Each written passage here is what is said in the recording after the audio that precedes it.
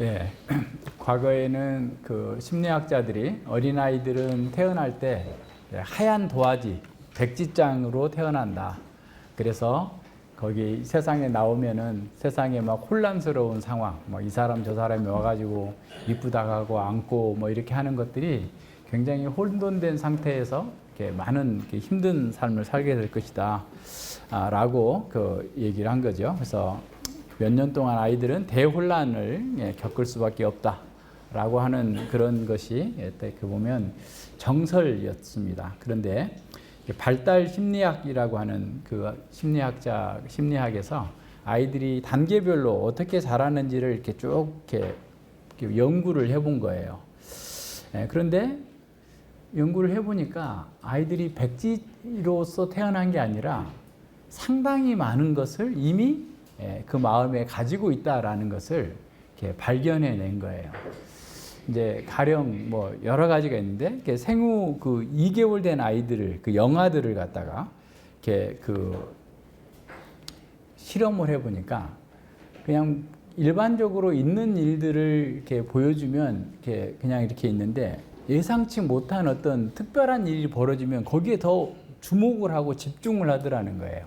그게 뭔가 하고 하면서 굉장히 많은 집중력을 요하게 되고, 그리고 6개월에서 10개월짜리 아이들을 대상으로 아까 무슨 이렇게 블록 같은 어떤 인형을 만들어 가지고 얘가 막 이렇게 오르막길을 가는데 뒤에서 막 도와주는 또 인형이 있고, 그런데 또 위에서는 못 올라오면 떨어뜨리는 그런 인형들을 이렇게 보여줬다는 거예요. 그렇게 보여주고 나서 아이들이 이제 그 오르막 위로 올라가는 그런 인형과 도와주는 인형이 있었고 내려뜨리는 인형이 있었잖아요. 근데 그 셋이 있는데 올라갔던 애가 오르막에 자기를 밀쳤던 애하고 노는 것을 보면서 깜짝 놀란다는 거예요. 한참 주목을 한다는 거예요. 그리고 이제 나중에 그런 실험이 끝나고 나서 그 세 개의 그 인형을 두면 아이들이 대부분 도와주는 인형을 선택한다는 거예요. 그러니까 이게 무슨 말이냐면 그 아이들은 이미 그 속에 도덕성을 가지고 있다. 그래서 이 사람이 나에게 잘해주는 사람인지 그렇지 않는 사람인지 이것에 대해서 이렇게 직관적으로 알 수 있다는 거예요. 그러니까 성경에서 다 이미 나온 얘기인데 이 사람들은 연구해봐서 이제 겨우 이제서 안 거죠. 따지고 보면. 그래서 이제 일반적으로 물리학의 법칙 같은 경우에 이렇게 가다가 보면 벽이 만나면 차가 못 가게 되는데 그냥 가는 것으로 딱 만들어 보여주면 깜짝 놀래가지고 그걸 한참 지켜보고 있다는 거예요.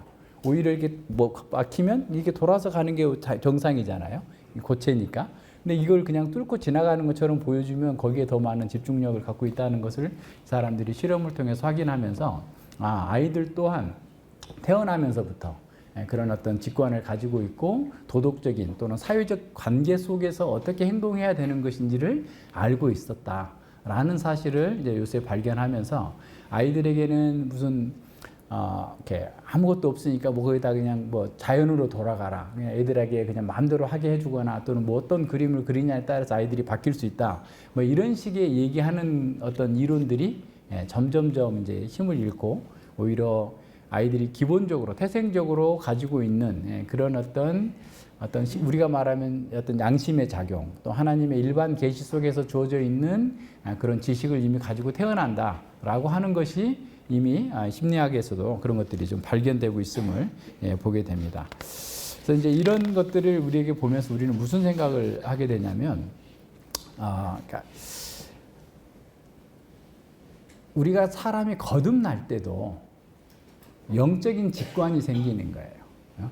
그러니까 아이들이 그냥 육신에게서, 그러니까 부모로부터 육신을 받으면서 이미 가지고 있는 직관을 가지고 도덕적인 판단이나 어떤 이런 것들을 할 수 있고 사회적인 어떤 관계를 파악할 수 있는 능력이 있는 것처럼 하나님의 사람으로서 거듭나게 되면 거듭난 사람을 알아볼 수 있는 직관이 있고 하나님께 속한 것들에 대한 기뻐하고 즐거워할 수 있는 직관을 이미 가지고 있다라고 하는 것을 우리는 이렇게 추론해 볼 수 있는 거죠. 오늘 그 20절과 21절의 말씀은 거듭난 사람이라면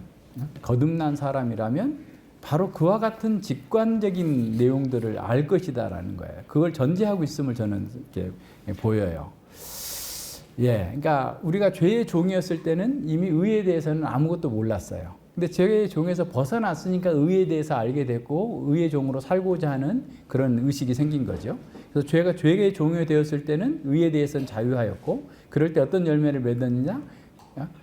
그 사망의 열매를 맺은 거죠.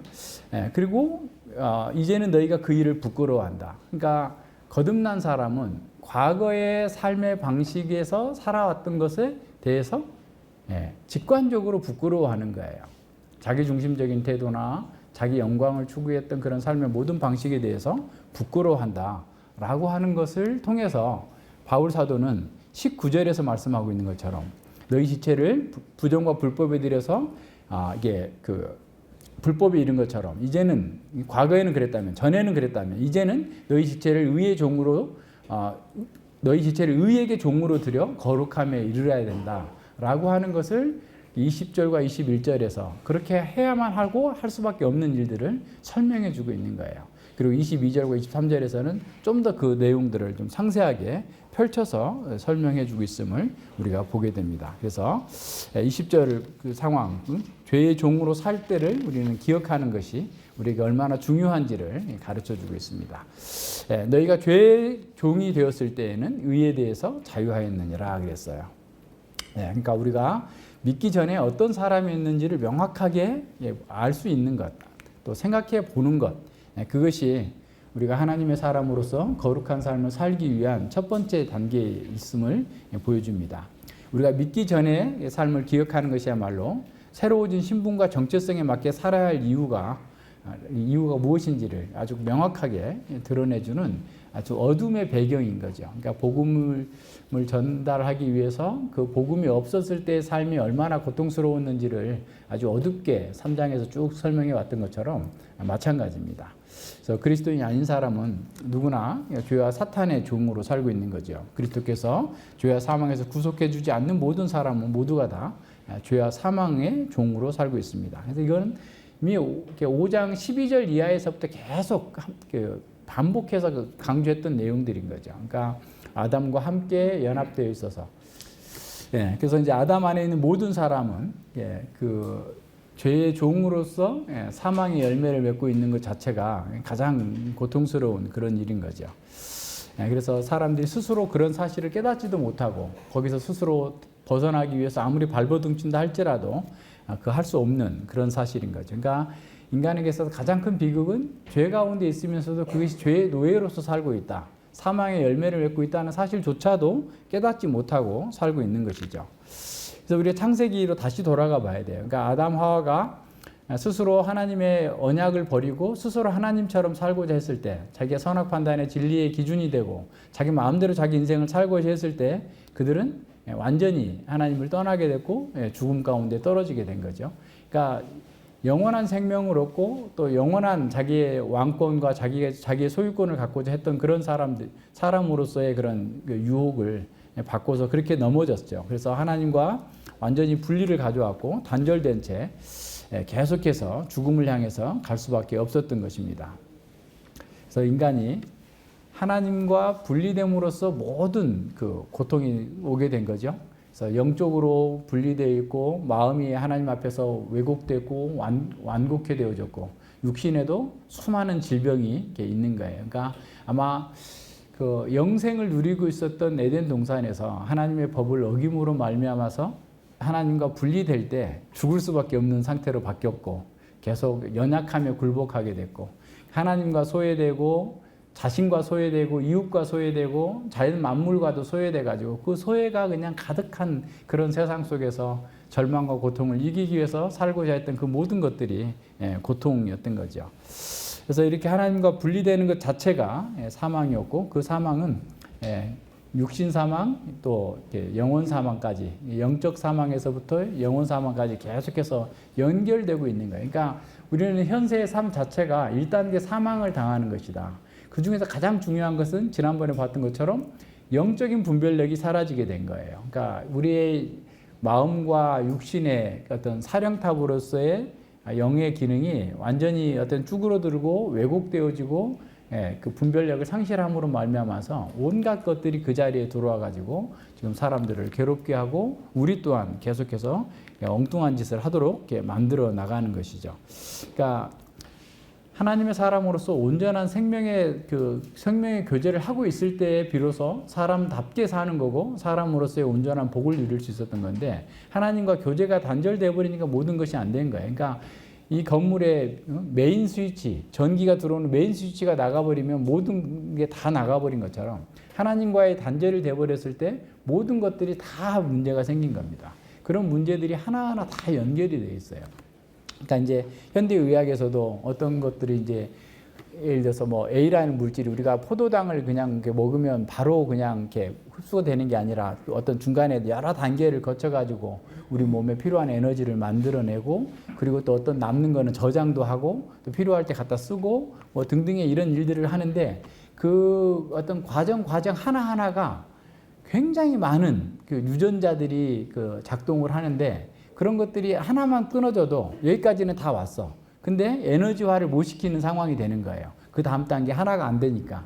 그래서 계속해서 어떤 암도 유발되고 대사질환이 생기게 되고 이렇게 하는 것들이 계속 나타나는 것처럼 하나님께로부터 분리된 상태에서 사람들이 계속해서 다른 모든 것들이 다 분리돼 가지고 뭐가 있어도 그걸 활용할 줄도 모르고 그것을 선하게 사용할 수도 없는 상태에서 오히려 자신을 해롭게 하는 방식으로 그것을 계속 사용함으로써 고통을 더 증가시키고 있는 그런 상황이 된 거죠. 그래서 뭐 이렇게 그 동안에 이제 현대 철학이나 뭐 이런 데서는 그 사람의 어떤 이성이 사람들을 이렇게 어떤 무의식을 지배하고 그 무의식을 지배해서 어떤 뭔가를 판단하고 분별할 수 있다라고 생각을 했는데 최근에 심리학에서는 계속 아까 그런 직관을 많이 강조하는 것처럼 오히려 직관이 그 이성을 마음대로 바꿀 수 있다는 거예요. 그러니까 전에도 한번 제가 설교할 때 그 얘기를 한번 예를 들은 것 같은데 가짜 뉴스에 빠지는 사람들 이유가 그거예요. 자기 직관이 그게 맞는 거예요. 그래서 그 잘못된 상황을 자기 이성으로 합리화시키는 겁니다. 그러니까 자기의 욕망에 부합하는 그 직관을 따라가기 위해서 자기 생각을, 이성을 이렇게 바꾸는 거예요. 그 합리화하는 쪽으로 바꿔나가는 거예요. 그러니까 우리가 볼 때는 저거 말도 안 되는 것을 왜 저렇게 믿고 저렇게 지지하지? 라는 생각을 하게 되는데 그 사람들은 그걸 받아들이고 자신의 이성으로 그것을 합리화시키면서 따라가는 거예요. 그래서 오히려 사람들이 더 잘못된 길로 가는데 그거는 이미 하나님과 분리됨으로부터 생겨난 거예요. 그러니까 자기 중심적인 삶의 태도를 가지고 있으면 자기 중심적인 어떤 그런 직관과 감정, 정서가 이성보다 위에 있어요. 그래서 이성은 그것을 합리화시켜주는 도구로서 전락해버리는 거예요. 그래서 이제 가령 코끼리를 타고 가는 기수가 이성이라고 하면 그 기수가 이 코끼리를 조종하는 것으로 그동안 생각해 왔어요. 그죠? 플라톤 이후에 이성적인 사고를 해가지고 사람들이 이런 그 거대한 코끼리를 움직이게 가는 것처럼 우리의 생각과 삶을 움직이게 간다라고 생각을 했는데 오히려 지금 이제 현대 심리학에서 계속해서 드러내는 것은 뭐냐면 오히려 이 기수는 코끼리가 가고자 하는 대로 이론만 제공해 줄 뿐이라는 거예요. 무슨 말인지 이해하시겠죠? 그러니까 그렇게 봐야 오늘날 어떻게 보면 양극화된 어떤 그 이데올로기 속에서 사람들이 계속해서 결코 어떤 사실이 드러났어도 받아들이지 않고 가짜 뉴스를 치부하고 자기 감정과 정서에 따라서 살아가고 있는 그런 모습들을 설명이 되는 거예요. 설명이. 그러니까 우리가 잘못되어 있는 그 세계관 속에서 계속해서 자기의 어떤 생각을 자기의 어떤 감정이나 직관을 합리화시키는 쪽으로 이성을 사용하게 됨으로써 사람들은 더 큰 혼란에 빠지게 되고 자기의 양심의 법도 그냥 다 이렇게 버리고 자기의 방식대로 바꿔 나가는 것으로 나가는 겁니다. 그러니까 지정의의 조화가 다 깨져버려서 그러니까 지식도 지식으로서의 온전하게 받아들이기보다는 오히려 그것의 어떤 비합리적인 방식으로 그 지식을 자기를 위해서 또는 자기의 어떤 상황을 위해서 왜곡하고 또 합리화하는데 그 지식을 사용하고 있다는 거예요. 감정도 마찬가지입니다. 감정도 얼마든지 조작하고 그렇게 만들어내는 거죠. 그래서 지정의가 다 잘못되어 버린 상황 속에서 사람들은 계속해서 그 마음에 왜곡이 일어나는 거죠. 왜 그래요? 하나님과의 교제가 단절됐기 때문에. 하나님의 말씀으로서 우리의 몸과 마음을 온전히 통제하고 지배함으로써 하나님 안에서 누려야 되는 그런 안식과 평강을 상실해 버리자 오히려 자기를 중심에 두고 있으니까 그와 같은 방식으로 가는 거예요. 그래서 이제 모든 것들을 아무리 좋은 것이 있어도 사람들은 그것을 더럽게 사용하고 잘못되게 사용합니다. 자기 파멸적인 방식으로 그걸 사용하고 있어요. 그래서 디도서 1장 그 15, 16절에 보면 깨끗한 자들에게는 모든 것이 깨끗하나 더럽고 믿지 않은 자들에게는 아무것도 깨끗한 것이 없고 오직 저희의 마음과 양심이 더러운지라 저희가 하나님을 시인하나 행위로는 부인하니 가증한 자의 복종치 아니하는 자요 모든 선한 일을 버리는 자니라 그랬어요. 그러니까 하나님의 말씀 가장 선한 것이 주어졌어도 더러운 자들에게는 거듭나지 않는 사람들에게는 그것을 더럽게 사용하는 거예요. 하나님 말씀을 사용하고 하나님의 입으로 시인하고 하지만 행위로는 부인하면서 거짓되게 사용되고 있는 이런 상황들을 보게 됩니다. 심지어 하나님의 말씀과 거룩한 예배와 직분마저도 더럽히고 가증한 자로 살 수밖에 없는 그런 상태가 지금 현재 인간입니다. 그래서 영적인 분별력이 없기 때문에 영적인 눈이 멀어져 버린 거죠. 그래서 하나님의 자리에 하나님이 계셔야 될 곳에 온갖 썩어질 우상과 버러지의 형상들을 갖다 놓고 자신을 갖다 놓고 숭배하고 있는 겁니다. 그리고 뿐만 아니라 이미 선악 판단의 기준을 자기에게 뒀어요. 그러니까 자기가 선악 판단의 기준이 되어버렸기 때문에 자기에게 옳은 것이 옳다고 생각하고 자기가 하기 싫은 거는 다 악이라고 생각하는 거예요. 그러니까 그것도 아까 얘기한 것처럼 그 직관이라고 하는 자기가 옳다고 하는 생각에 그냥 딱 붙박혀가지고 이렇게 그 선악 판단을 하다 보니까 이게 다 안 맞는 거죠. 다 상대주의가 되는 거고 절대 기준을 다 없애버리고 오직 자기가 원하는 것만을 위해서 이렇게 살아가는 겁니다. 그렇게 사니까 얼마나 괴롭겠어요. 그래서 죄는 자기의 부패하고 그 비참한 실상을 보지 못하게 해요.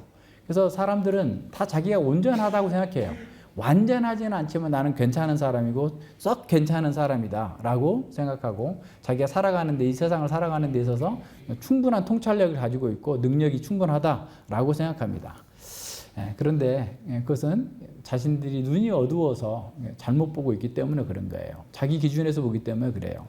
죽어있는 사람들은 하나님께서 기뻐하시는 것이 무엇인지 모르고 자기가 기뻐하는 것을 선이라고 생각하는데 그 자기가 기뻐하는 것이 자기에게 선하게 될지 악하게 될지 파멸에 이르게 될지 알 수 없는 상황에서 계속해서 그와 같은 선택을 하고 있는 겁니다. 뿐만 아니라 하나님을 버리고 자신이 왕이 되겠다고 했던 그 사람들의 마음은 이제 사탄이 지배하고 있어요. 죄가 지배하고 있어요. 그러니까 그들 마음속에 평강이 있을 수가 없는 거죠. 자기는 자기가 왕이 되었다고 생각하고 자기가 왕으로서 더 많은 업적과 뭔가 성취해야 되겠다고 열심히 일하고 있지만 사실은 쏟고 있는 거예요. 자기 파멸적인 행보를 하고 있는 겁니다. 사탄의 종으로 살고 있는 것이죠. 그러니까 사탄은 계속해서 우리를 높여주면서 우리가 원하는 것을 함으로써 네가 자유케 될 것이다 라고 하는 것을 계속 얘기하는 거예요. 근데 그것은 알 수 없는 거예요. 그러니까 사탄과 이 죄의 종으로 살고 있는 이 상황들을 세상의 어떤 위대한 철학자도 또 스승도 알 수 없고 가르칠 수도 없습니다. 영적으로 죽어 있기 때문에 온갖 그 거짓된 신들이 나와가지고 세상을 주관하는 것처럼 이렇게 하니까 넘어가는 거죠. 문명화된 이 시대에서 그죠? 조선 왕조의 그냥 미신 타파. 나중에 우리가 개화기에 들어갔을 때 사회의 구호가 그런 거였어요.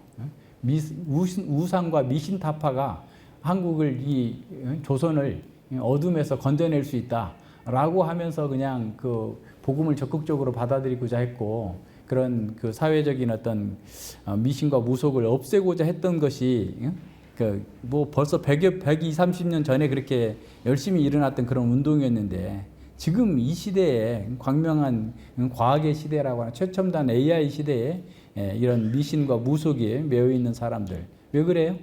그들의 영이 사탄에게 점령당해 있기 때문에 그래요. 분별력이 없어요. 그게 자기의 이익이 된다라고 생각하면 무엇인지 받아들이고 해나가는 겁니다. 그러나 이렇게 특정한 어떤 무속을 따르는 사람뿐만 아니라 세상의 모든 사람들, 세상의 정신, 세상의 방식으로 자기 인생을 개척하고자 하는 그 모든 사람들 또한 사탄의 노예예요. 세상 풍속을 따르는 사람들 역시 마찬가지입니다. 세상 풍속과 자기 육체의 정욕을 따라서 온갖 일을 하는 거죠. 그래서 자기가 왕으로서 사는 것처럼 보이지만 실제로는 세상 풍속의 종이 되는 거고, 사탄의 종이 되는 거고, 죄의 종이 되는 거고, 자기 정욕의 종이 되어서 살고 있는 겁니다. 이것은 죄의 종으로 세상의 정신에 굴복하고 있는 것이 이 때문에 결국 자기의 자신을 고통스럽게 할 뿐만 아니라 뼈 빠진 수고를 통해서 계속해서 그 일을 해나가고 있지만 결과적으로 정말 만족을 줄 수 없는 그런 고통 가운데 빠지게 되는 겁니다. 육체적인 어떤 그 문제가 해결된 사람들은 또 마음의 문제로 계속해서 고통을 받는데 그 사람들은 뭘 찾냐면 살만하면 그 다음부터는 쾌락을 추구하는 거예요. 즐거움을 추구하는 거예요.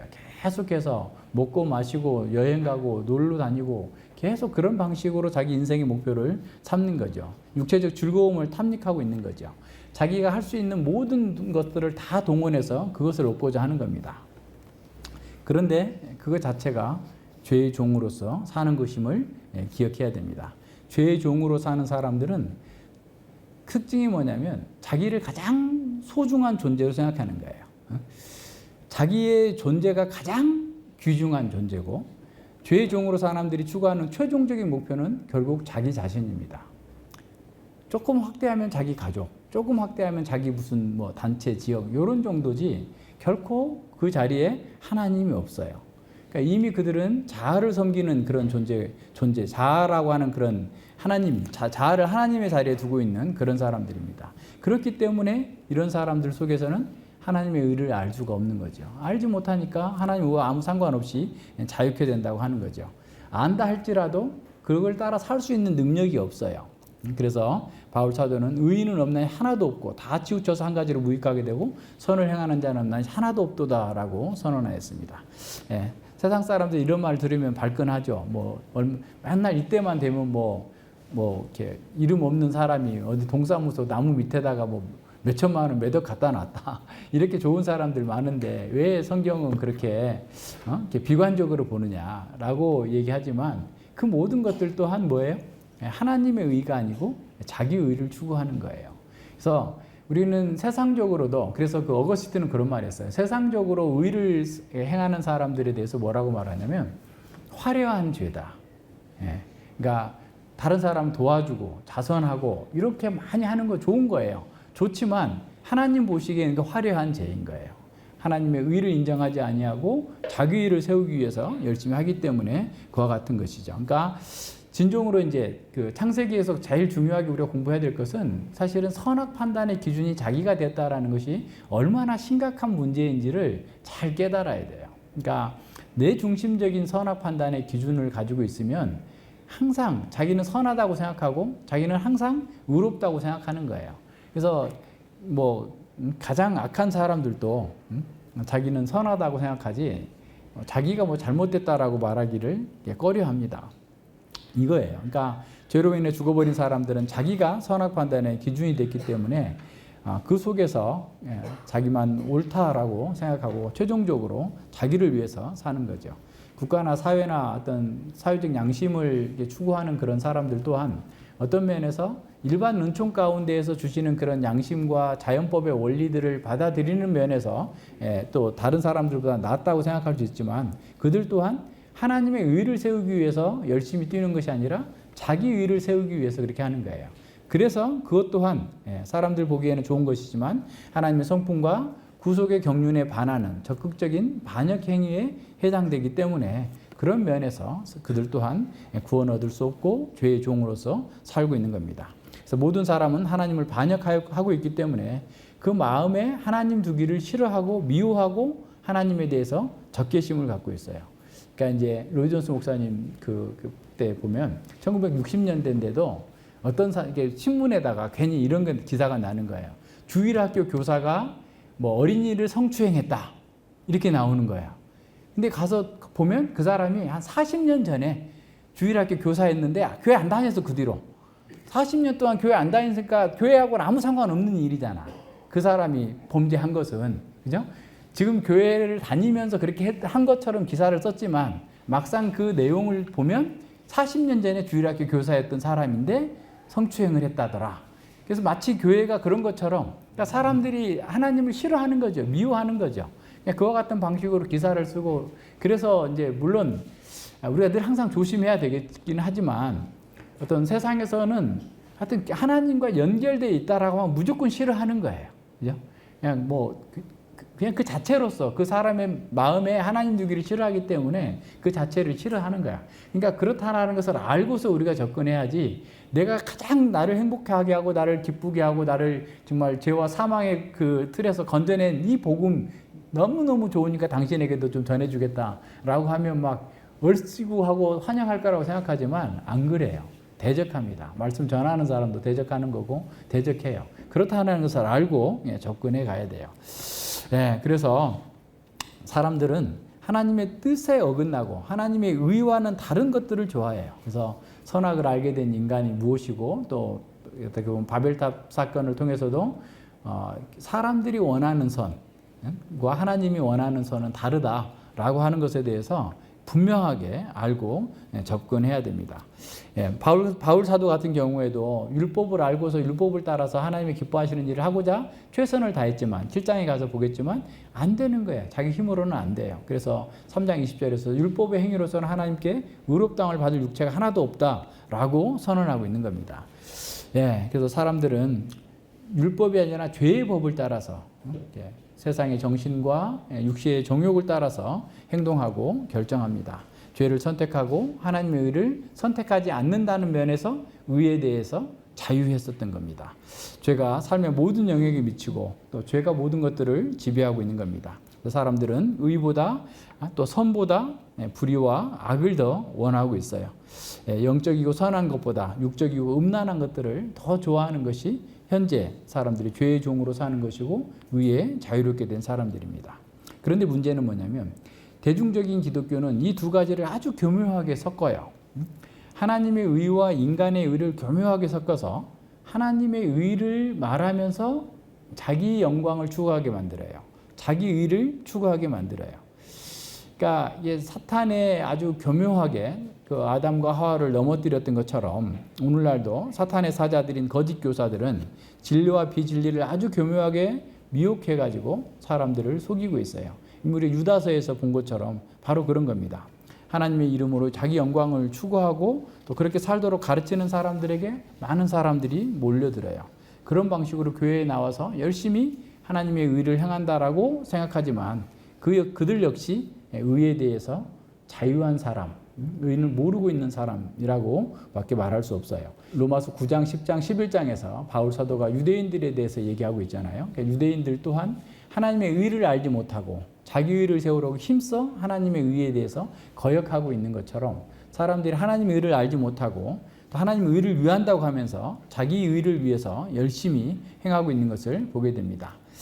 사람들은 늘 죄를 원하고 또 죄를 즐깁니다. 모든 면에서 하나님의 법을 어기는 삶의 방식을 좋아하고 그것을 따라 살고자 하는 겁니다.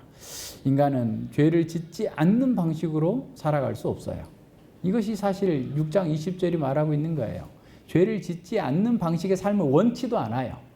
하나님의 의를 원치도 않고 바라지도 않고 그것을 행할 수 있는 능력과 힘도 없어요. 죄를 구성하는 방식을 떠나서는 생각하고 행동할 수조차 없는 그런 상태에 빠져 있는 거예요. 왜 그래요?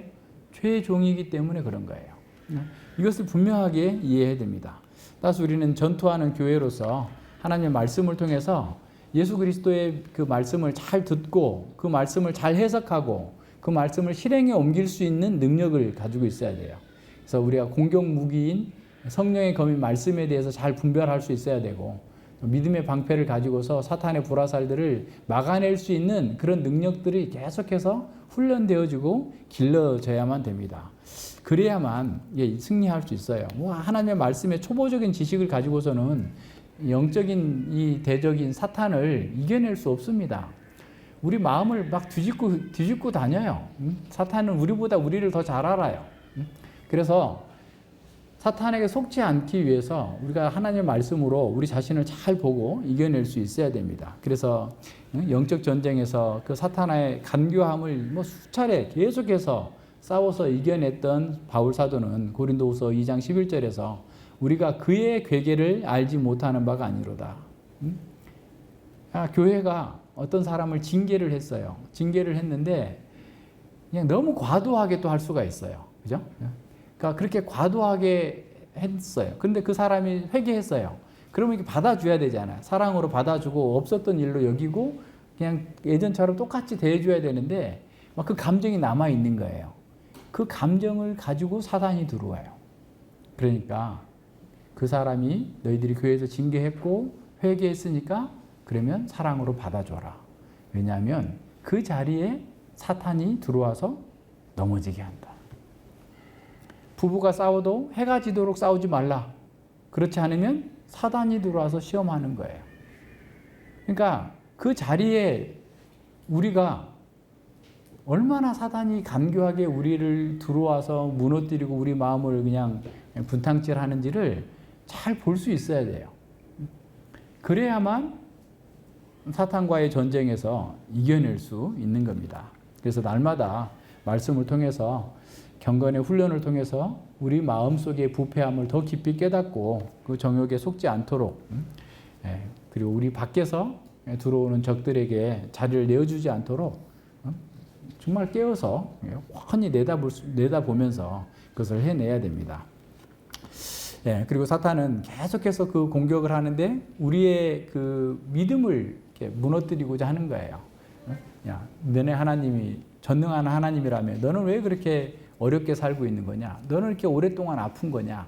너는 왜 이렇게 병든 거냐? 니네 하나님 전능한 하나님이라며 기도 한 번 하면은 다 끝내줄 텐데 왜 그것도 못 하시냐? 라고 하는 방식으로 우리가 신뢰하고 있는 그 하나님의 은혜와 영광을 자꾸 무너뜨리게 하는 거예요. 하나님과 우리 사이를 갈라놓고자 하는 것이 사단의 전략이에요. 그럴 때 우리는 믿음을 잘 견고하게 붙들고 있어야 돼요. 하나님께서 우리를 위해서 해주신 일, 하나님의 능력, 예수 그리스도의 신실하심을 잘 붙들고 나가면서 그걸 해나가야 됩니다. 그래서 예수 그리스도를 믿고 알고 그 믿음 안에서 행함으로써 진리를 붙들고 나아가야만 됩니다. 그래서 마귀는 계속해서 교회를 공격해요. 그래서 그 마귀가 공격하는 것은 우리 개인을 공격하는 것도 있지만 결국 우리 개인을 통해서 교회를 무너뜨리고자 하는 거예요. 그래서 결국 하나님의 영광을 깎아내리고자 하는 것이 마귀의 궁극적인 목표예요. 그래서 우리의 행동과 우리가 어떻게 보면 마귀에게 이롭게 되는 행동을 해서는 안 되겠죠. 그러니까 우리 공동체 내에서도 늘 항상 그것들 염두에 두면서 해 나가야 돼요. 그래서 아주 그 어떻게 보면 이제 사탄은 교회 지도자들, 직분자들을 넘어지게 하는데 아주 가장 큰 혈안이 돼서 넘어지게 하려고 하고 있고 또 그 가족들을 통해서 또 그 주변에 있는 사람들을 통해서 넘어뜨리고자 하는 겁니다. 그래서 이런 모든 면에서 우리는 하나님의 말씀을 통해서 잘 분별할 수 있어야 돼요. 그래서 우리가 사탄에게 넘어가서 우리 고통에 빠지지 않도록 얘기하는 거예요. 그래서 이제 김홍준 목사님이 이렇게 말씀하세요. 마귀는 아주 그런 점에서 굉장히 그 간교한데 대포 소리가 나고 큰 폭탄이 떨어져야만 심한 손상을 입는 것이 아니다. 사람이 불평을 통해서 원망을 통해서 시기심을 자극함을 통해서 교회가 내적으로 하나 되지 못하게 하는 것이 사탄이 교회를 시험하고 무너뜨리는 아주 중요한 무기다라고 얘기합니다. 그러니까 이런 면에서 우리의 아주 그냥 사소한 말 한마디가 크게 폭탄보다 더 큰 영향을 미칠 수 있어요. 이런 면들도 잘 생각해 봐야 됩니다.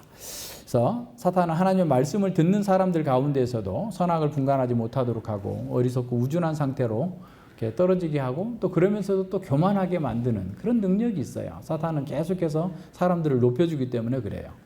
그래서 사람들이 진리를 붙들고 정말 이렇게 선한 싸움을 싸우는 것이 아니라 자신의 이념과 사상을 지키기 위해서 목숨을 거는 무모한 일들을 이렇게 하고 있는 거죠. 어떤 특정한 이론을 환원주의식으로 과장해가지고 마치 그것을 해야만 참된 기독교다라고 말하는 것으로 그걸 다 가름해버리는 거예요.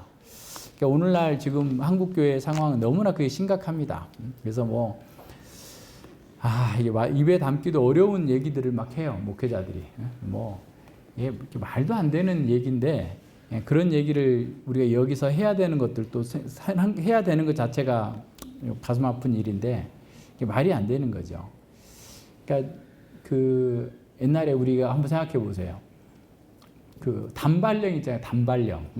개화파가 조선 말기에 개화파가 개혁을 하면서 머리를 다 단발해서 그냥 이렇게 서양처럼 머리를 자르자라고 하니까 어땠어요? 목숨을 내놓고 머리 나는 뭐 예. 아버지가 나에게 주신 이 머리를 자르는 것은 뭐 차라리 목숨을 내는 거다. 라고 하면서 저항하는 것처럼 오늘날 교회가 마치 그 짓을 하고 있는 거예요. 동성애 때문에 교회가 망할 거다. 그래서 동성애를 찬성한다. 누가 찬성하는 사람이 뭐 있어요, 목사가? 물론 이상한 사람들 있죠. 무슨 퀘어 신학이라고 하는 사람, 뭐 하는 이상한 자들도 있기는 하지만 그걸 누가 그거 합니까? 근데 그걸 마치 그것 때문에 교회가 망할 것처럼 해가지고 또 자신들이 어떤 이데올로기를 갖다 보태가지고 그냥 온갖 그 말도 안 되는 얘기들을 하는데 그것은 정말 무모한 거예요. 그래도 교회가 넘어진 겁니다. 이미 뭐 이렇게 넘어간 거예요. 그래서 그렇게 우리가 전에 C.S. 루이스의 그 스크루테이프의 편지에서도 본 것처럼 사탄은 그런 것들을 복음의 핵심적인 것, 하나님 나라와 하나님의 영광을 추구하는 교회로서의 살지 못하고 어떤 세상에 일어난 일들을 가지고 막 큰 소리치고 외치고 어떤 그런 선전 도구로 사용하는 것들을 자꾸 장려하는 거예요. 다 넘어가 버려요. 그거는 성경하고도 맞지 않고 사실하고도 맞지 않아요. 그러니까 사실 판단도 잘못됐고 가치 판단도 잘못됐고 성경과도 맞지 않는 일들이 성경의 이름으로 하나님의 이름으로 계속해서 전달되고 있어요. 그것이 어떤 거예요? 죄의 종으로서 살고 있는 거예요. 의에 대해서 자유로운 상태에 있는 사람들이에요. 하나님의 의와는 전혀 관계없이 사는 사람들 속에서 그런 일들이 계속해서 벌어지고 있다는 사실을 우리는 기억해야 됩니다.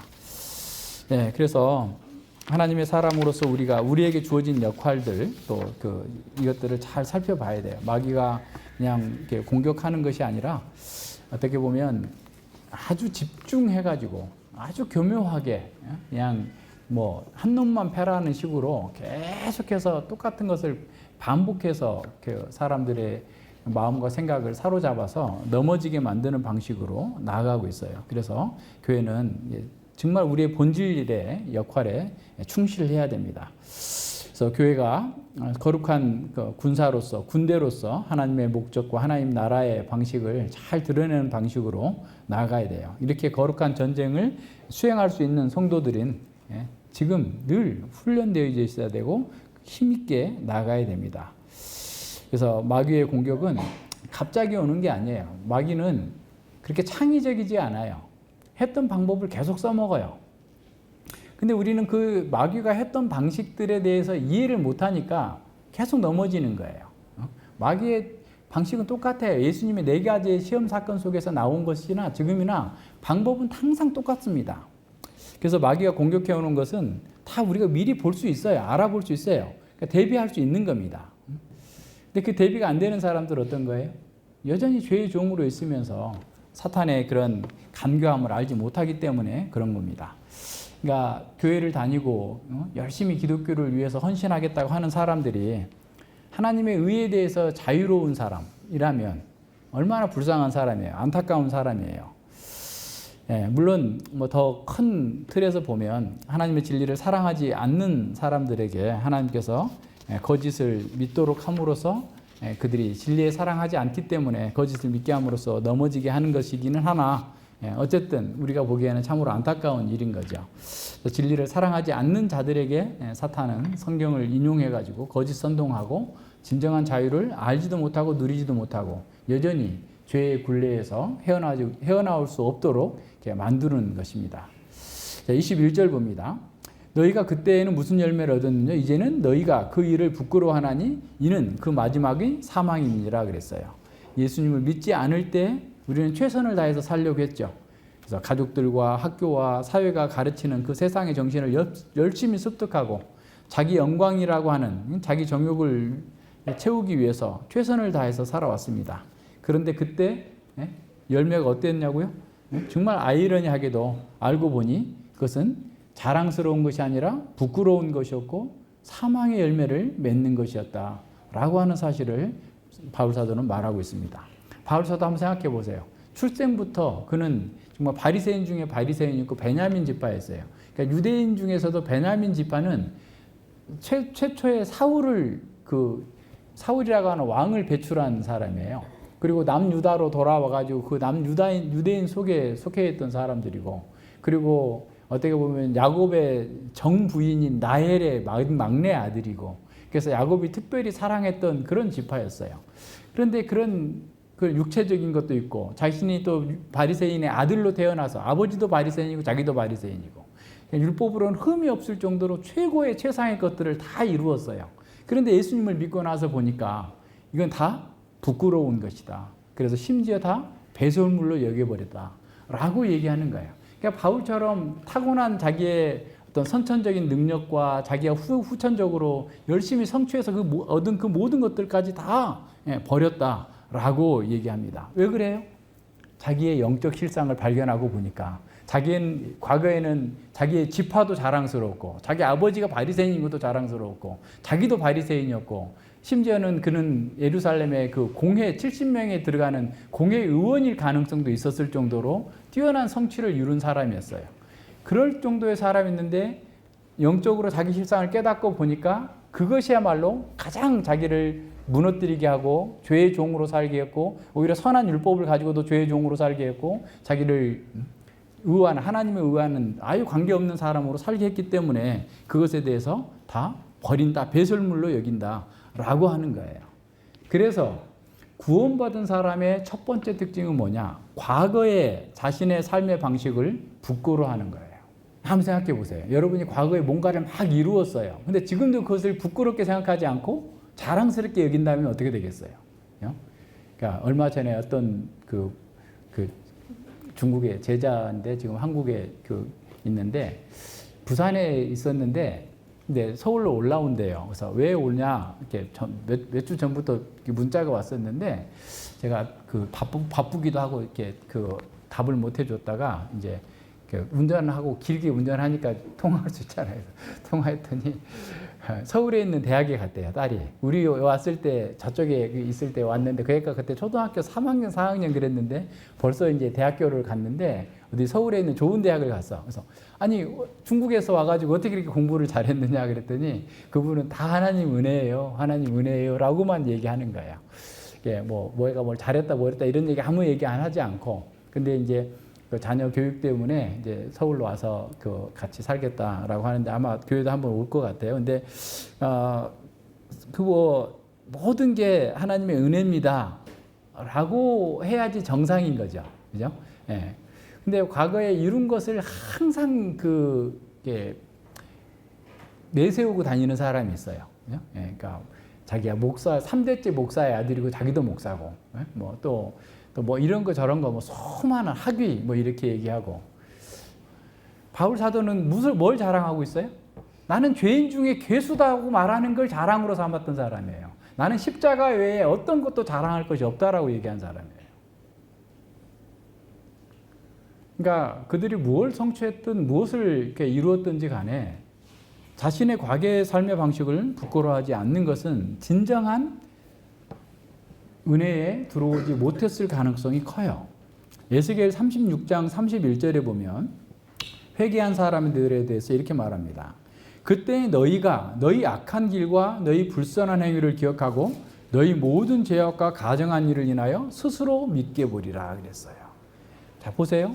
과거의 삶, 이게 무슨 악한 길, 불선한 행위, 모든 죄악, 가증한 일, 이게 무슨 특별한 동성애를 하고 아주 악한 일을 했다는 게 아니라 하나님 없이 자기중심적인 삶을 살았었다라는 걸 얘기하는 거예요. 하나님의 이름을 부르면서 하나님의 제사에 나와서 참여하면서도 하나님의 의와 공의, 하나님을 사랑하지 않고 자기를 더 높이고 사랑했던 그 모든 것들이 악한 길, 불선한 행위, 가증한 일이라고 얘기하고 있는 거예요. 근데 그런 것들을 하나님의 은혜로 거듭나게 되면 부끄럽게 여길 거다.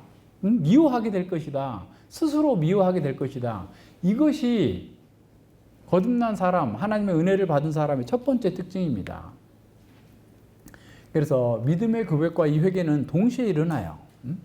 이제껏 죄를 즐기고 있고 죄 짓는 것을 인생의 본분으로 알고 삼았던 그런 사람들이 전적으로 그것이 죄라는 사실을 깨닫게 되고 자기 욕망을 추구하는 그것이 어떻게 보면 자기 욕망을 추구하는 것만이 죄가 아니라 자기 자체가 그냥 숨 쉬듯이 죄가 나오는구나. 내 존재 자체가 하나님을 반역하고 하나님을 미워하고 하나님을 싫어했구나 라고 하는 사실을 알게 되면서 스스로 부끄럽게 여기고 미워하게 된다라는 겁니다. 자기 중심적으로 사는 것 자체가 죄의 본질이에요. 뭐 그게 무슨 다른 죄하고 뭐 견주어가지고 덜한 죄가 아니고 그것이 죄의 첫 번째예요. 자기 중심적인 태도가 그렇게 사는 것이 내 마음대로 살겠다라고 하는 것이 가장 큰 죄의 시작입니다. 예, 그래서 자기를 추구하고 자기 욕망을 추구하고 사는 것이 사실은 죽음의 길, 사망의 길인데도 불구하고 자기가 사는 길이다라고 생각하면서 전력 투구하고 있는 것을 다 고백하고 그런 죄의 방식을 버리기로 한 겁니다. 동시에 내 죄를 위해서 죽으신 그 예수 그리스도를 전적으로 신뢰하고 의지하는 것이 진정한 믿음입니다. 그래서 마음에 새겨진 이 복음의 씨가 우리 안에서 역사해서 삶의 방향을 바꿔버리는 거예요. 자기 추구적인 삶에서 하나님 중심의 삶으로 바꾸어 나가는 겁니다. 그래서 죄의 삶의 방식, 죄된 방식들을 끊어버리겠다. 자기 중심적인 삶을 뉘우치고 자기와 자기 의를 추구했던 그 모든 것들을 예수 그리스도의 십자가에다 다 내려놓고 그 속에서 진정으로 죄의 짐을 내려놓고 정말 자유하고 평화롭게 살 수 있는 겁니다. 죄의 종으로 살 때는 이 세상에서 성공하는 것, 자아 실현하는 것을 목표로 삼았고 자기를 위해서 모든 것을 했어요. 자기보다 더 큰 목표는 없었어요. 더 큰 가치도 없었어요. 자기 삶의 마지막 목표가 바로 자기 자신이었어요. 자기가 이룬 성과를 누리고 그것을 인정받기 위해서 또 모든 일을 했습니다. 그것을 위한 모든 모험과 도전도 받아들이고 그 목표를 이루고자 정말 최선을 다해서 그렇게 나갔어요.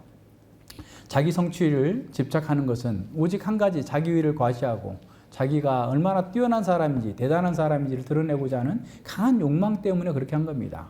이 욕망을 성취하는데 방해가 되는 존재가 있다고 한다면 언제든지 그걸 제거해 버리려고 하고 어떻게든 간에 또 그걸 이용하려고 했던 거예요. 그러니까 정상적으로 자기 욕망의 성취를 이룰 수 없다면 폭력을 사용해서라도 쿠데타를 해서라도 그걸 자기가 이루겠다라고 하는 방식으로 나가는 거예요. 뭐 그 사람만 잘못된 게 아니라 자기 중심적인 삶을 사는 사람은 언제든지 그렇게밖에 할 수 없어요. 그렇게 사는 겁니다. 그것이 개인이든 집단이든 이것은 동일합니다.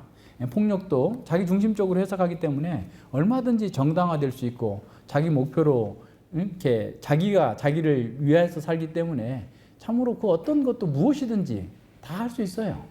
아니 구약 성경에 보세요. 계속해서 쿠데타 일어나서 정변이 되고 막 3일 천하로 끝나는 사람도 있고 뭐 석 달 가는 사람도 있고 1, 2년 안에 막 바뀌고 계속 먹히고 먹는 일들이 계속 벌어지고 있잖아요. 다른 게 아니에요. 그들이 하나님 이름 부르지 않은 게 아니에요. 하나님 이름 부르고 있고 그들도 계속 제사 행위를 하고 있었고 선지자가 있었어요. 그럼에도 불구하고 그들은 그렇게 살았습니다. 예, 이게 죄의 종으로 살 때 그렇게밖에 살 수 없는 거예요. 그럴 수밖에 없는 상황입니다. 예, 어떤 사람들은 교회에 들어와서도 죄의 간교함이나 사탄의 괴계를 말씀의 빛을 통해서 보지 못하기 때문에 열심히 자기의 종교 활동을 하지만 결과적으로는 하나님의 영광이 아니라 자기 영광, 하나님의 의가 아니라 자기 의를 추구하기 위해서 열심히 하고 있는 겁니다. 하나님을 위해서라고 하면서도 자기 자신을 과시하고 자기 의를 세우기 위해서 전심전력합니다. 그러나 바울 사도는 그 모든 추구는 죄의 열매이기 때문에 부끄러운 것이고 그것의 궁극적인 열매는 사망이다라고 선언하고 있습니다.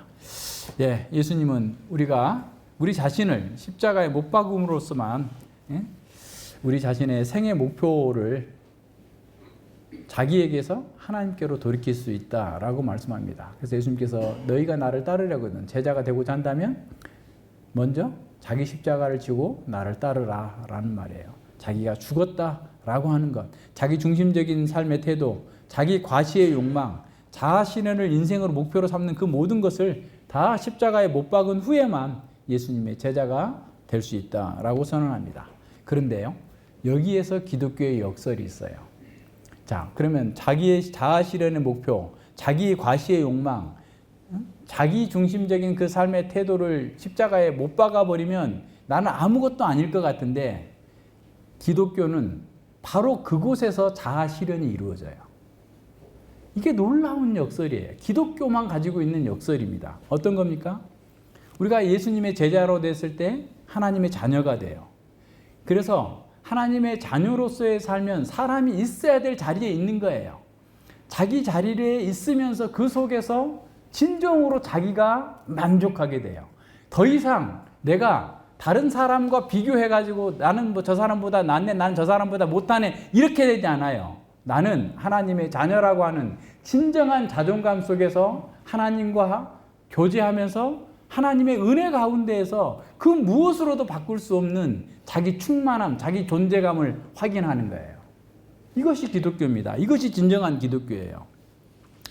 자기 자리가, 자기가 있어야 될 자리, 하나님의 자녀로서, 하나님의 종으로서, 의의 종으로 살 때 비로소 우리 안에서 자기 성취가 이루어지고 자기 완성을 바라볼 수 있게 되는 거예요. 사람은 자기에게 지정된 자리, 언약 백성으로서의 자리, 하나님의 아들의 자리로서 돌아오면 비로소 자기의 존재의 목적이 이루어지는 거예요. 하나님 없이 자기가 하나님이 되고자 하고 하나님 없이 자기의 삶의 최고의 절정은 자기의 만족이고 자기 행복이고 자기 안식이었지만 그럴 때는 아무것도 없고 허무와 사망으로 이어졌지만 예수 그리스도를 받아들이고 예수 그리스도 안에서 하나님의 자녀로서 내 자리를 굳건하게 지키고 있으면 그 속에서 자아 실현이 되고 자기의 궁극적인 삶의 목표가 완성에 이르게 된다는 것을 경험하게 되는 거예요. 이것이 하나님께서 우리에게 주시는 그 복입니다. 우리는 더 이상 자기 욕망을 성취하는데 다른 데서 찾으려고 하는 그런 광적인 추구에서 해방되는 거예요. 왜냐하면 내 안에 그리스도께서 계시고 내 안에 하나님께서 계셔서 내 속에서 이루어지고 있는 그 모든 것들 속에서 하나님 안에서 진정한 만족을 누리고 있기 때문에 그래요. 하나님을 모셨기 때문에 우리는 하나님이 아닌 것으로 만족을 구할 필요가 없어진 거예요. 최고급 음식을 가장 맛있는 요리사가 최고의 요리사가 최고 맛있는 음식을 해서 우리에게 실컷 매일매일 먹여주고 있는데 불량식품을 그냥 막 뭐 냄새나게 해가지고 우리를 아무리 유혹한다 할지라도 우리는 어떻게 해요? 그 냄새마저도 싫다라고 할 정도의 자기 성취와 자기 완성을 누리고 사는 거예요. 이것이 기독교입니다. 예, 우리가 거듭났다고 하는 가장 확실한 증거가 바로 그거예요. 우리가 주님 안에서 만족하는 거예요. 기뻐하는 거예요. 고난 속에서도 환난 속에서도 어떤 상황과 형편 속에서도 하나님 안에서 내가 만족하면서 나의 기쁨, 나의 안식을 누리고 있는 거예요. 어린아이, 갓난아이도 도덕적으로 갖고 있는 그 도덕적 직관을 갖고 있는 것처럼 거듭난 사람들은 바로 이런 특성을 갖고 있어요.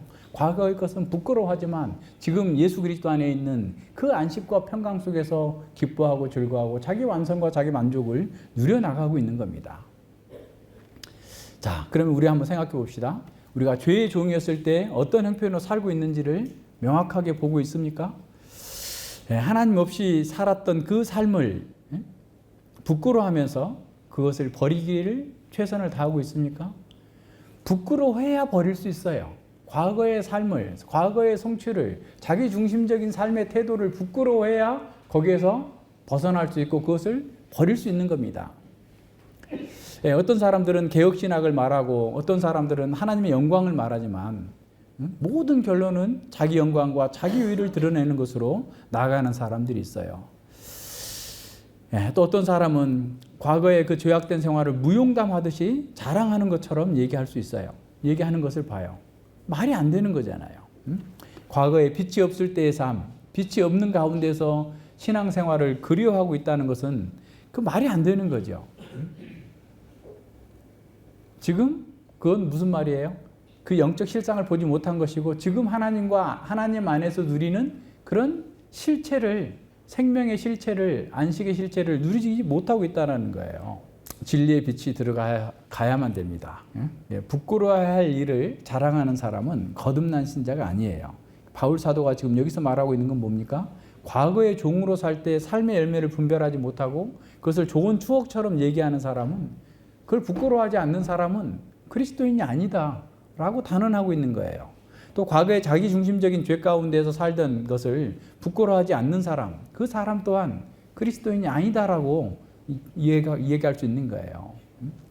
이거는 추론으로도 알 수 있지만 통상적으로 거듭난 생명을 가진 사람들은 직관적으로 알 수 있는 겁니다.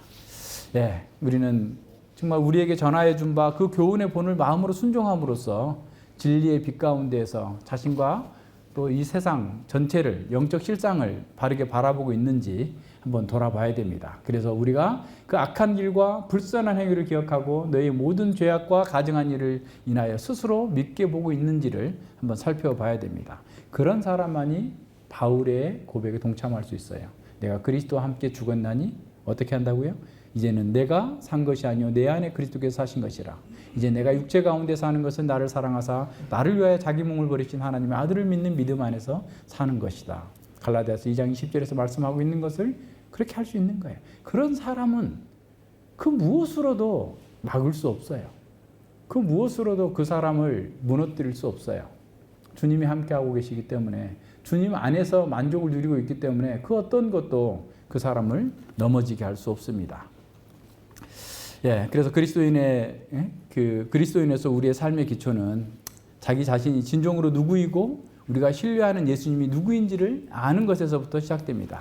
우리의 모든 행위는 그리스도 안에서 우리가 소유하게 된 그 복들에 대해서 어떻게 반응하느냐에 따라서 결정이 됩니다. 만약 우리가 오직 우리 자신만을 바라보고 죄의 짐을 짊어지고 다니고 있다면, 자신을 바라보는 것 자체가, 자기를 추구하는 것 자체가 죄의 짐을 짊어지고 다니는 거예요. 그게 좋은 게 아닙니다. 그런 거 부러워하면 안 돼요. 그죠? 그러고 있다면 우리는 여전히 그 죄를 숨기는데 급급할 것이고, 온갖 핑계를 대고 누군가를 비난하면서 자기를 합리화하고 그 부끄러움을 덮으려고 전전긍긍할 거예요. 오히려 참으로 죄를 고백하고 그 죄사함의 기쁨과 자유를 누리면 되는데 오히려 자꾸 감추고 그걸 아니라고 하면서 오히려 엉뚱하게 시간과 에너지를 낭비하고 있는 겁니다. 예, 하나님이 주신 지혜를 따라 삶으로서 얻을 수 있는 그 안식과 평강의 열매도 그렇게 하게 되면 얻을 수 없어요. 맛보지 못합니다. 대신에 그 신앙생활을 어떤 실제적인 문제들과 상관없는 어떤 단순한 목록과 규칙과 행동으로 이루어지는 것으로 대체돼 버려서 아주 메마른 광야처럼 하는 거예요. 그러니까 우리가 그런 것이 뭐 없어야 된다는 말이 아니라 그것이 신앙생활의 전부인 것처럼 되면 안 되는 거예요. 하루에 성경 4장 읽고 맥체인 읽기 요약하고, 그리고 뭐 일주일에 한 번 뭐 하고 이런 것의 어떤 하나의 규칙의 룰로서 그냥 이렇게 루틴하게 하니까 나는 바른 신앙인이다 라고 생각하고 있으면 안 된다는 거예요. 우리의 마음이 더 중요합니다. 그래서 하나님 앞에서 정말 이 죄사함 받은 것, 그 죄사함의 은혜 가운데에서 온전하게 은혜 가운데에서 성장해 가야 됩니다. 자, 우리의 성숙을 위한 여정에서도 성경 전체를 아우르는 거대 담론을 명확하게 이해해야 돼요. 계속 반복되고 있어요, 지금 여러분. 이 내용들이 계속 반복되고 있죠. 거대 담론이 있어야 돼요. 그래야만 역사 전체를 조명하는 가운데에서 현재 우리가 사는 이 세상을 하나님의 시각으로 볼 수 있고, 또 종말의 관점에서 지금도 바라보고, 창조의 관점에서 지금을 바라보고, 그래야만 주님의 말씀을 단지 성화를 위한 하나의 지침 정도로 축소하는 오류를 피할 수 있습니다. 물론 성경은 인생 사용 설명서라고 할 만큼 우리가 정말 우리의 관계와 교회 생활과 가정 생활과 학교 생활, 직장 생활, 자녀 양육 등에 관한 많은 지침들이 나와 있어요. 그래서 우리가 그 지침을 따르기만 하면 아무 문제가 없을 것이다 라고 생각하고, 문제가 있더라도 금방 해결될 수 있을 것이라고 생각하지만 실제로 많은 사람들이 길을 잃고 헤매는 거예요. 왜 그럴까요? 성경에 명확한 가르침이 있음에도 불구하고 길을 잃고 허둥지둥하는 그 이유는,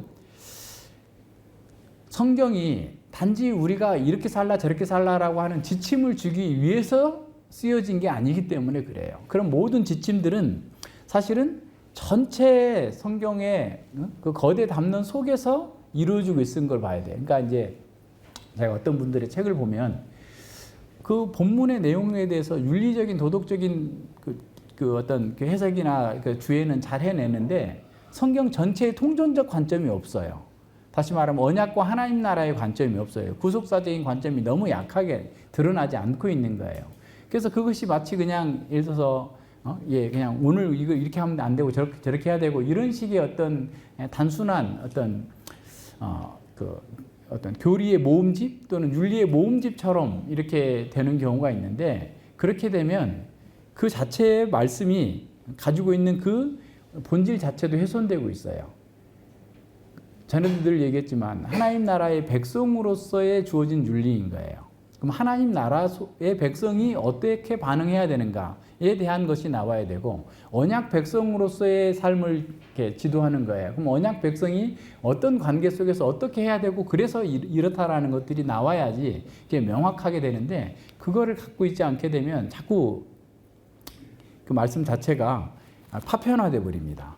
그러지 않아요. 성경은 이 세상에서 가장 위대한 이야기, 온 우주의 회복하시는 하나님의 구속사에 관한 이야기입니다. 그래서 성경은 하나의 큰 그림을 그냥 여러 방식과 여러 모양으로 계속해서 보여주고 있는 그런 책입니다. 그래서 성경 하나님 어떤 분이시고 우리의 정체성을 밝혀주고 인생의 목적과 의미를 알려주고 우리가 감염된, 다시 말해서 죄의 종이 되어 있는 그 상태에서 해방될 수 있는 길이 무엇인지를 우리에게 보여줍니다. 만약 성경을 가지고 몇 가지 성경을 위한 지침 정도로 축소한다면 우리는 성경 전체의 핵심 메시지를 놓치게 되고, 따라서 그 지침들마저도 의미와 방향을 잃게 될 것입니다. 왜냐하면 그 지침들은 오로지 전체 이야기의 맥락 속에서만 그 의미가 통하기 때문에 그런 겁니다. 그래서 성경은 우리를 일상으로부터 끌어올려서 파노라마처럼 넓게 펼쳐진 전체 광경을 바라보도록 초대하고 있습니다. 성경은 하나님의 계획 가운데서 이 모든 것들이 어떻게 다른 것들과 연결되는지, 그리고 우리가 어떻게 하나님의 은혜의 능력으로 현재의 자리에서 극치에 이르게 될 하나님 나라의 완성에 들어가게 될 것인지까지를 보여줍니다. 그래서 성경의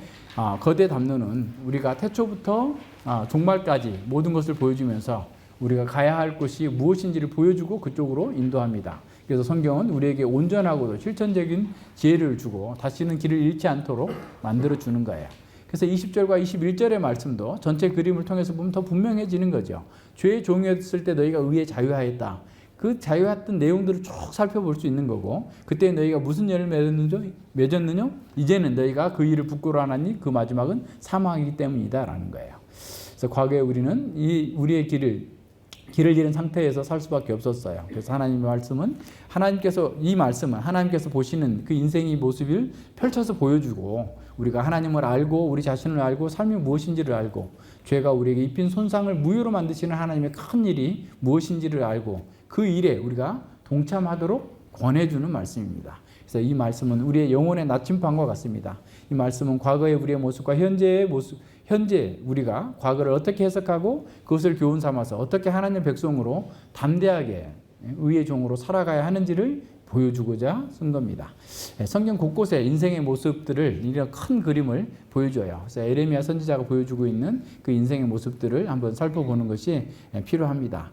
에레미야 선지자는 이스라엘이 매일 보는 그런 환경 가운데서 인생의 모습을 4가지로 묘사했어요. 그래서 에레미야 17장 5절로 10절에 보면 나 여호와가 이같이 말하노라 하면서 무릇 사람을 믿으며 혈육으로 그 권력을 삼고 마음이 여호와에게서 떠난 그 사람은 저주를 받은 것이라. 그는 사막의 떨기나무 같아서 좋은 일이 오는 것을 보지 못하고 광야 간건한 곳 건건한 땅 사람이 거하지 않는 땅에 거하리라 그랬어요. 그러나 그러니까 하나님을 떠난 사람들의 모습이고, 그러나 무릇 여호와를 의지하며 여호와를 의뢰하는 그 사람은 복을 받을 것이라. 그는 물가에 심은 나무가 그 뿌리를 강변에 뻗치고 더위가 올지라도 두려워 아니하며 그 입이 청청하여 가뭄 해에도 걱정이 없고 결실이 그치지 아니함 같으리라. 만물보다 거짓되고 심히 부패한 것은 마음이라 누가 능히 이를 알려오마는 나 여호와는 심장을 살피며 폐부를 시험하고 각각 그 행위와 행실대로 보응하나니라고 말씀합니다. 여호와를 버린 사람은 공고함과 여호와를 의지하는 사람은 복을 이렇게 받는다라고 하는 사실을 아주 그림처럼 아주 명백하게 보여줘요. 시편 1편과 상응하는 그런 말씀입니다. 그러나 사람의 행동만으로 인생길이 바뀌지 않습니다. 그 모든 것을 주관하시는 하나님을 보여주시는데, 하나님은 우리의 행동을 무시하지는 않으시지만 우리의 마음에 더 초점을 맞추고 계십니다. 하나님은 우리의 마음을 살피시는 궁극적인 존재이십니다. 마음이 하나님께서 우리 안에서 행하시는 변화의 첫 번째 일이고, 변화의 과정에서도 그 마음이 중심입니다. 그래서 이 말씀은 단순한 큰 그림이 아니라 우리의 매일의 삶에 어떤 정보와 동기를 주고 우리가 죄를 깨닫게 하고 또 우리를 인도하는 조감도 하늘에서 보여주는 그런 그림과 같아요. 단순하지만 삶의 전곡을 꿰뚫고 있는 이 조감도는 우리가 어떻게 변화되어야 되는지를 보여줍니다. 네 가지를 볼 수 있는데 첫 번째는 우리의 삶에는 사막과 같은 더위가 있어요. 그래서 물론 뭐 고난만이 아니라 성공도 우리에게 고난일 수 있어요. 어려움이 있을 수 있어요. 그래서 이런 그 상황, 우리 일상에서 만나는 그런 고난과 성공, 유혹 모든 것이 어떤 면에서 더위가 될 수 있고 사막이 될 수 있습니다. 우리도 매일 이런 일을 만날 수 있고 성경 우리가 만나는 이런 일들에 대해서 정직하게 보여줘요. 그러니까 성경처럼 정직하게 우리 인생에 대해서 말해주는 게 없어요. 앞서 얘기한 것처럼 거기에는 뭐 군사 반란도 있고 살인도 있고 간음도 있고 뭐 사기도 있고 뭐 수많은 배반도 있고 계속되고 나타나고 있어요. 우리 주변에서 일어난 일들과 하나님께서 성경에 기록하고 있는 것들을 다 보면 똑같은 거예요. 그래서 너무나 적실성이 있는 거죠. 우리가 이 땅에 사는 동안 우리는 이 세상에서 시련이 없을 수 없어요. 그러니까 열매 맺는 그 씨앗도 뭐 비 맞고 잡초 있고 가시떨기 있고 다 있죠. 막 다 있어요. 그런 더위가 있어요. 햇볕이 있어요. 그럼에도 불구하고 그걸 잘 참고 인내하면서 열매를 맺는 겁니다. 우리가 이 땅에 사는 동안 계속 시련이 있다라는 것. 그러나 그 시련 자체가 우리가 버림받았다거나 참된 신자가 아니라는 증거는 결코 아님을 우리는 기억해야 됩니다. 야고보는 오히려 내 형제들아 너희가 여러 가지 시험을 만나거든 온전히 기쁘게 여기라라고 명령합니다. 그래서 우리의 고난뿐만 아니라 성공도 유혹이 되어서 우리에게 고통을 안겨줄 수 있습니다. 가시는 뭐냐면 우리가 그 상황에 대해서 어떻게 반응하느냐는 거예요. 그런 더위의 상황, 어려움의 상황에 어떻게 반응하느냐. 불신앙적으로 반응하는 것이 가시인 거죠. 그래서 우리의 마음에서 하나님의 방식이 아니라 사람의 지혜나 세상의 방식을 채용하면서 자라게 되는 것이 가시입니다. 그래서 가시는 육체의 지혜라고 말할 수 있는데 우리는 어려움을 겪거나 성공을 만나게 되면 너무나 당연하게 과거의 방식으로 해요.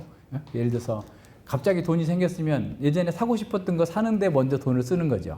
과거의 방식인 거죠. 쉽게 말하면. 과거의 방식대로 내가 하고 싶은 걸 하겠다고 하는 거예요. 내가 새로운 사람 같으면 어떻게 하겠어? 하나님의 뜻대로 쓰겠다. 이렇게 가야 돼. 그게 맞는 거잖아요. 근데 우리는 그런 거예요. 그러니까 자기도 모르게 그렇게 그냥 이렇게 살아왔기 때문에 그래서 그것 때문에 우리가 불신앙적인 반응을 함으로써 그 가시가 나를 나중에 결국 찌르게 되는 것처럼 결국 우리가 그것 때문에 고통을 당하게 되는 겁니다. 그래서 하나님 말씀보다 자기 중심적으로 판단하고 행동하는 것이 모든 것이 가지가 돼서 우리를 찌르는 거예요. 그래서 성경은 우리가 환경의 압박 때문에 그렇게 반응하는 것이라고 반응하는 것이 아니라고 가르쳐요. 우리의 행동은 우리의 마음에서 비롯되기 때문에 물론 상황이 우리의 마음과 행동과 생각을 어떤 그 영향을 주고 있긴 하지만 결코 그 반응 자체를 결정하지 않는다는 거예요. 오히려 이런 반응들은 우리의 마음과 생각과 동기에서 흘러나와요. 그러니까 잠재되어 있었는데 그게 나왔을 뿐이지 저 사람 때문이 그렇게 된 게 아니다 라는 사실을 우리는 기억해야 됩니다. 그래서 동일한 환경에 처했던 10사람이 있다면 10사람이 각기 다른 반응을 하는 것도 바로 그런 것 때문에 그래요. 마음의 상태가 다르기 때문에 그런 겁니다. 세 번째는 십자가입니다. 은혜입니다. 예수 그리스도를 통해서 우리에게 위로와 또 죄사함과 변화의 능력을 주시는 그런 하나님의 구속하시는 영광과 사랑의 임재하심이 있습니다. 하나님은 환난 중에 만날 큰 도움이시기 때문에 임마누엘 하신 예수님은 우리의 삶을 채울하셨고 우리를 돕기 위해서 십자가를 지셨고 부활하셨고 지금도 우리를 위해서 세상을 통치하십니다. 고난의 상황과 같은 또 고난의 상황에서 가시 같은 반응으로 우리가 힘들고 낮아질 때 그리스도께서는 생명의 말씀을 공급해 주셔서 우리가 하나님의 방법으로 대응하는 데 필요한 모든 것들을 공급해 주시는 겁니다. 그래서 주님은 인생의 사막과 더위로 인한 갈증을 해결해 주시기 위해서 영적인 음료를 계속해서 공급해 주십니다. 그래서 어떤 고난 속에서도 그리스도께서 은혜로 용서해 주시고 죄를 이길 능력을 주셔서 구원을 이루어 주십니다. 그래서 십자가의 약속은 새로운 능력이나 뛰어난 지혜 그 이상입니다. 무엇보다도 십자가의 그 약속은 예수님 자신을 우리에게 주신 겁니다. 그리고 그분이 가르치신 교훈의 본을 통해서 우리는 다시 그분의 성품과 형상으로 빚어져 가는 겁니다. 우리는 다시 만들어져 가는 과정에 존재하고 있습니다. 그리고 마침내 그리스도와 같은 성품과 형상을 입는 완성품, 결작품이 될 것입니다. 주님은 바로 이 목표를 이루기 위해서 우리의 모든 삶의 상황과 여건, 관계들을 사용하고 있어요. 지금 여러분 속에서 이루어지고 있는 고난의 문제, 어려움의 문제, 관계의 문제, 이 모든 것들을 통해서 주님께서 우리의 주님의 성품으로 빚으시고 주님의 형상으로 빚어가는 과정이라는 사실을 기억하면서 그 상황들을 잘 대처해 나가야 됩니다. 은혜를 붙들고 나가야 됩니다. 네 번째는 우리의 마음에 역사하시는 하나님의 능력에서 비롯된 우리의 새로운 믿음의 반응에 따른 그런 열매입니다. 그리스도께서 우리를 위해서 행하신 일로 인해서 우리는 전과 같은 상황에 어떤 극심한 압박 속에서도 전혀 다르게 반응할 수 있어요. 예, 우리가 복을 받았다면 다른 사람을 축복할 수 있는 방법을 찾는 거예요.